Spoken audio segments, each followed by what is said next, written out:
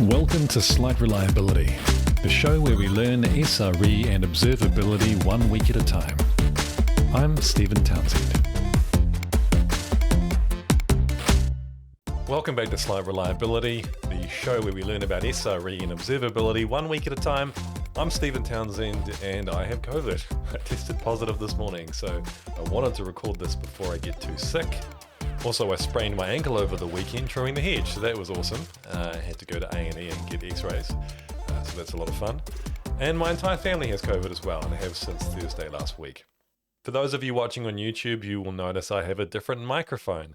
Don't worry, the famous blue microphone is still here. I just had a need to get a second microphone for some other projects that I'm working on, and I just wanted to test this one out. Today, I'm talking about the power of summary. Modern observability practices focus a lot on taking complex distributed systems and giving us the ability to understand what is happening inside them. This is a necessary adaptation required to succeed in the digital age. Modern software systems are too dynamic, distributed, and complicated to monitor with broad strokes. Ultimately, observability is about knowing things so that we can make decisions based on that information. The kind of observability I described above, think about distributed tracing, logs and metrics and context, is primarily built by engineers for engineers. But what about an executive who needs to know how many customers have signed up for a newly released service?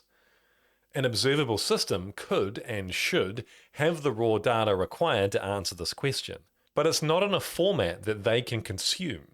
I fully support the notion that engineers should have the skills required to explore data for themselves and not rely on someone else having pre-packaged everything into a dashboard or a workbook.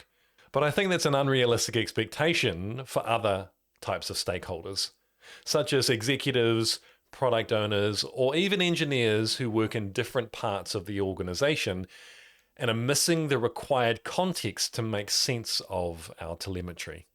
The situation is where I think the power of summary becomes evident.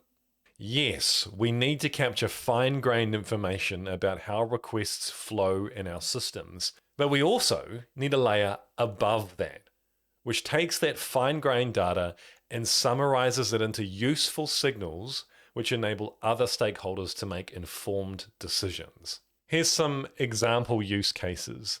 As I mentioned earlier, an executive who wants to know how many customers have signed up for a service in the last month, or an end user who's having trouble accessing your product or your service and wants to verify if it's up and running, or a product owner who wants to know which of the two interfaces which are running in parallel in production are more popular with users.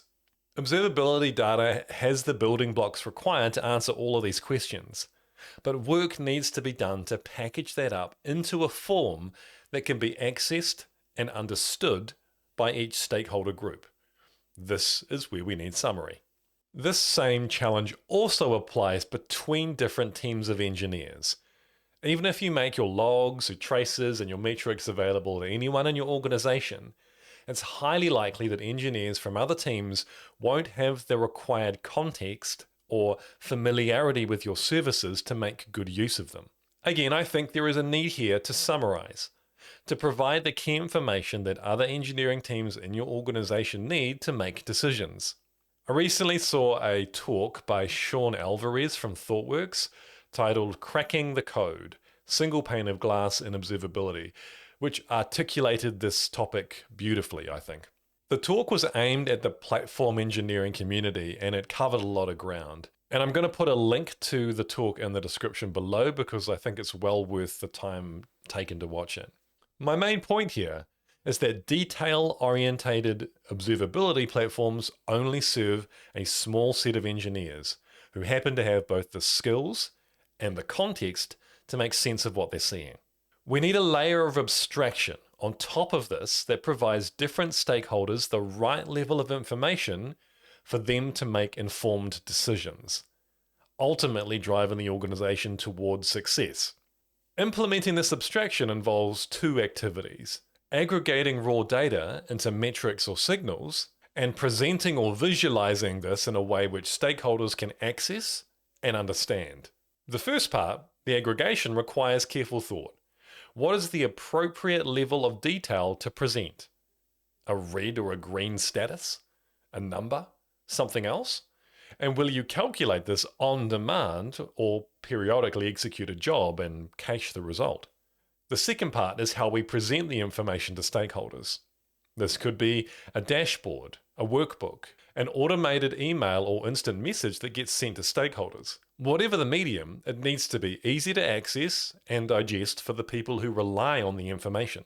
A useful pattern when summarizing data like this is to provide stakeholders the ability to drill down, if desired, into the detail.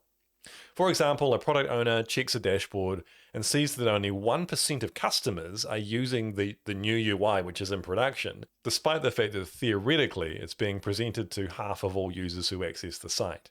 What if the product owner could click on that element in a dashboard and be taken to a more detailed view, which shows that the second UI interface has been unavailable for most of the day?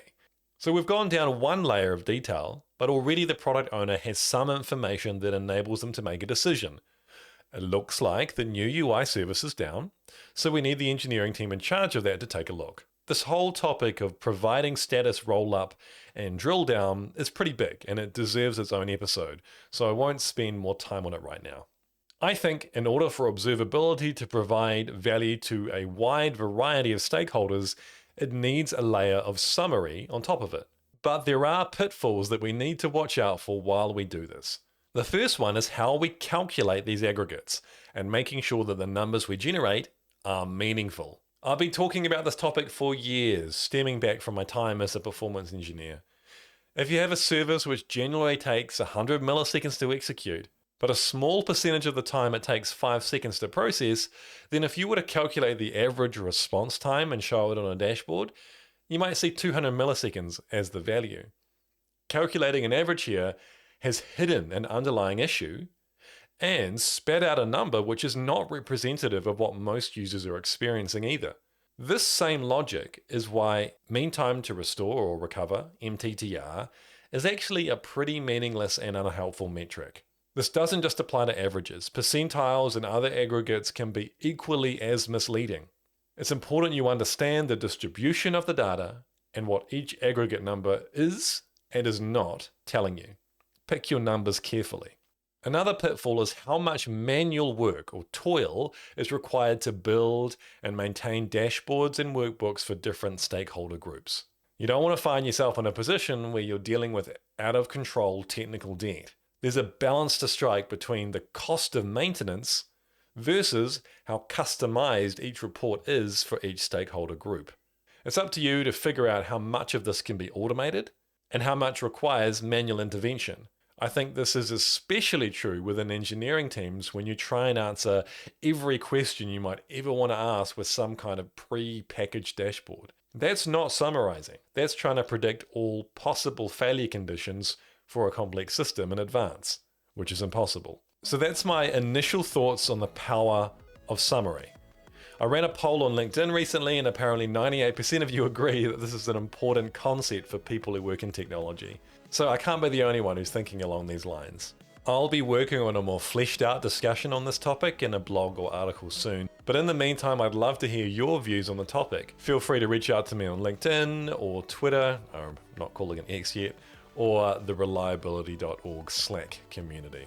That's all from another episode of Slight Reliability. Thank you once again for tuning in, and I will see you all, hopefully without COVID, next week.